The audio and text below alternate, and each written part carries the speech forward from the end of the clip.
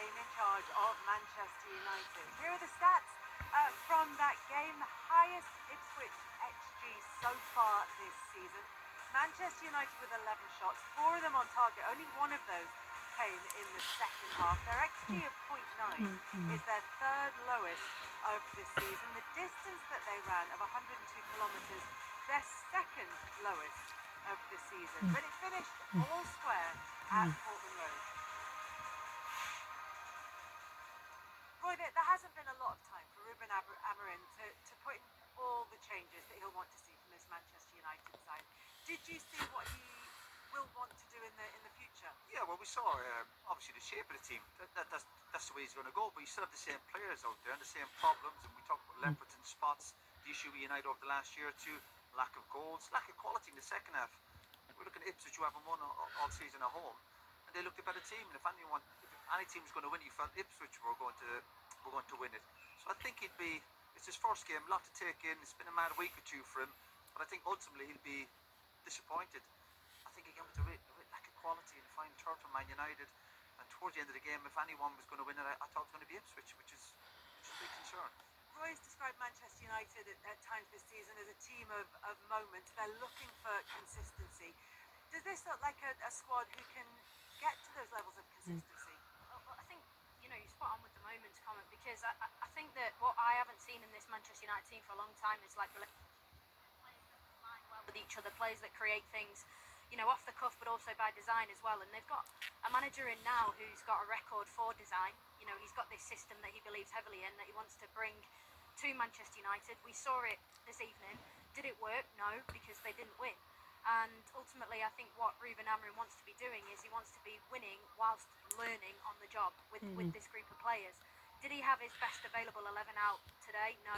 But I think we have to give huge credit to Kieran McKenna and Ipswich, because I thought that the way they played, it was exceptional at times. I thought they were brave, that they didn't let their heads drop.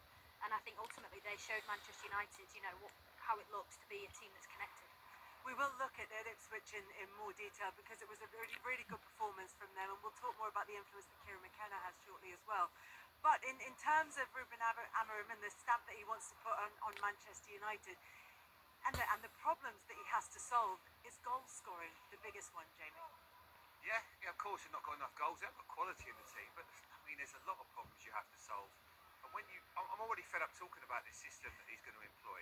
I am. It's because day one, Jamie. But Kelly, this is the players that are in this system right now are not going to be the players in the future. You're not going to see Johnny Evans as a left side centre back. You're not going to see Mazraoui. You're not going to see the two wing backs probably, who obviously they're both opposite footed and they're playing on the outside. Is that midfield going to be Casemiro and Eriksen? Of course it isn't. So you're going to try and analyse it. It's almost pointless, because the system is going to change, because the players are going to change and the personnel, and then they're going to look better. In a way, the best thing that can probably happen is not get fooled by these players right now, because after 2 minutes we're looking and thinking, wow, the Messiah's here, everything's going to change, look how good they look. But then they became their true self in the end, and they see that the quality isn't there. So this is going to take time. It's going to take new personnel. He's going to have to figure it out. He's going to be changing the team probably week in, week out, searching for who is going to be the right people in this system. And once he gets that, then he has a chance. But right now, you couldn't pick the team that's going to be there in 6 months, because you don't know who's going to fit into what he wants. Yeah, there are a lot of players in that side who, again, to go back to the point, have moments of quality in them. Are there enough players in the squad who have quality consistently? No, that's the big problem. Again, with this team for the last year or two, it's all about moments. We saw with the first goal after the minute, you think, well, listen, great start, a bit of quality, a bit of pace, nice finish from Marcus, getting into the areas you want him to be. And then United just sat back and you're going, you almost feel like, what are you waiting for? What are you waiting for? Ipswich are a team near the bottom, obviously on the back of a good result at Spurs, but a home record not great. Go after them as if United are almost fearful of going on to win the game. The manager obviously made lots of changes in the second half, and to be fair, you're thinking, listen, he's obviously trying to win the game and he's still trying to get to know these players. But I suppose at United, the position is the league, the results, probably maybe lack that confidence and belief. But do I believe this group of players have the quality to start getting Man United back up towards top 4, top 5? I've been saying it for ages. Absolutely not.